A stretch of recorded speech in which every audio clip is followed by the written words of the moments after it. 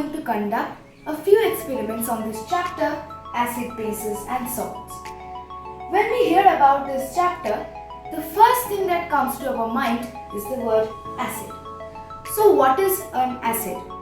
An acid is a substance or a compound that releases hydronium ions or H positive ions, which is the hydrogen ions, while dissociating in water. They are called acids. Now acids are broadly classified into two groups, mineral acids and organic acid. Mineral acids are such acids which cause skin burns or acid burns or corrode metals. Example is HNO3 or nitric acid. Similarly, organic acids on the other hand are acids which are weak in nature.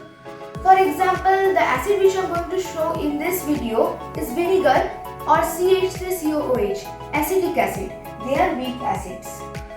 Now bases on the other hand are those substances which produce hydroxide ions while dissociating in water. For example, the bases which dissolve in water are called alkalis. Bases are also classified into different groups, strong base and weak base. Strong base example is potassium hydroxide. On the other hand, weak base example is sodium bicarbonate. Now we will go into the topic of indicators. Indicators are those substances who change their color and tells us whether a substance is acidic, basic or neutral. Indicators are broadly classified into two groups, synthetic indicator and natural indicator. Synthetic indicator are those indicators which are made artificially in laboratories. Example is phenolphthalein. This is a colorless solution. When we put a drop of acidic solution or neutral solution into it, the color does not change. But as soon as we pour base into this solution, this changes to dark pink color or simply pink color. This differentiates between the acid, neutral and base in the case of phenolphthalein.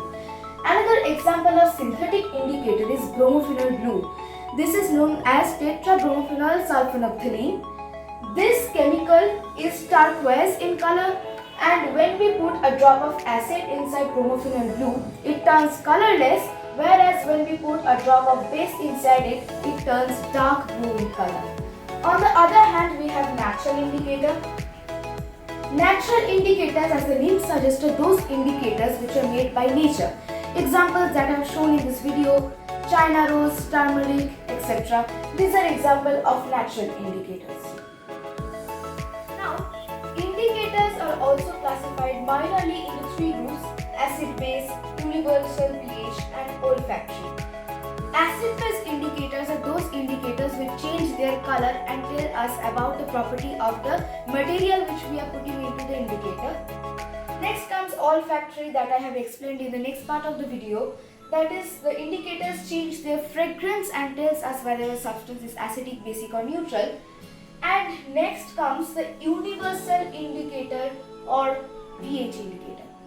This indicator is a mixture of several indicators. This helps us identify whether a substance is acidic, basic or neutral. Moreover, it also helps us identify the pH level. pH stands for potential hydrogen, and this tells how much acidic or basic a solution is. Now, pH ranges from 0 to 14. The 7 range is known as neutral, and below it are acidic, and above 7 is called the basic. Now, along with universal or pH indicator comes a strip of pH record. Suppose we dip a solution of acidic substance such as vinegar inside a paper and dip it into the universal pH indicator. Then it has a color, and we have to match the color with the guide that is given to us. This is known as universal pH indicator. Now, there are some substances which tell us whether a substance is acidic or basic. For example, in this video, I am going to show you an indicator called Clitoria Ternatea. This is the flower which I am going to use as an indicator in this video. Indicators are substances that tell us whether a substance is acidic or basic.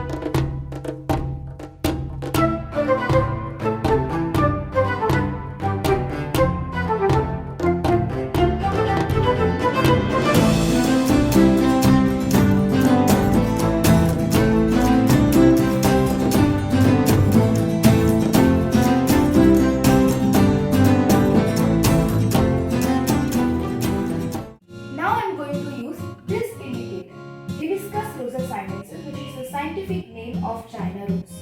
Let us see how we can do this.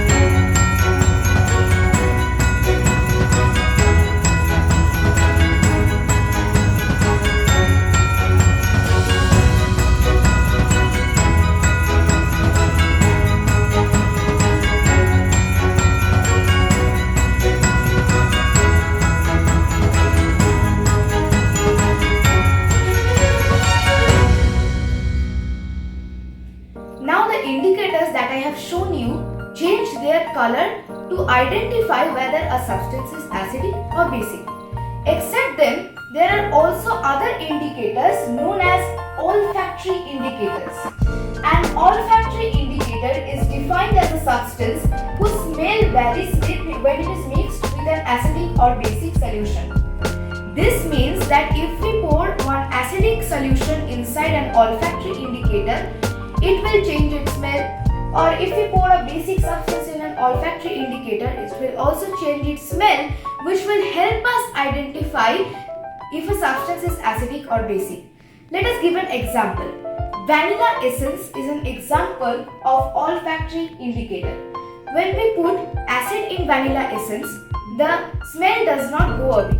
But when we put base in an olfactory indicator, for example vanilla essence, smell goes away, which tells away that this substance is basic. Now we will come to the topic of neutralization. Neutralization is simply the process where acids and base in equivalent proportion react with each other to form salt and water. What they form are salt and water. Now I have given one example here as well, which I am going to just now show you in this video. This is Na8CO3, or the base, sodium hydrogen carbonate, also known as sodium bicarbonate. This is commonly known as baking soda. On the other hand, we have CH3COOH, which is the acid. This mainly belongs to the carboxyl group COOH, as we can see. It is known as acetic acid, and we can find this acetic acid in vinegar. On the right hand side, or the reactant side, we can see CH3COONA has formed. This is the salt. CH3COONA is also known as sodium acetate. Now water is also formed, as I have told, H2O, and CO2 is also formed, CO2. Therefore, the reaction is Na8CO3 plus CH3COOH is equal to CH3COONA plus H2O plus CO2. Now let's see the experiment.